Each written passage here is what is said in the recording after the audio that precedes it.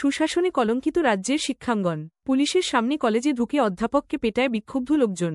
অভিযোগ, লংথরাইভ্যালি ডিগ্রি কলেজের assistant professor Alok দাসের গাফিলতির কারণে পরীক্ষা দিতে পারেনি 12 জন ছাত্রছাত্রী। তাই এদিন কলেজের অধ্যক্ষকে তালাবন্দি করে রাখে ছাত্রছাত্রীরা।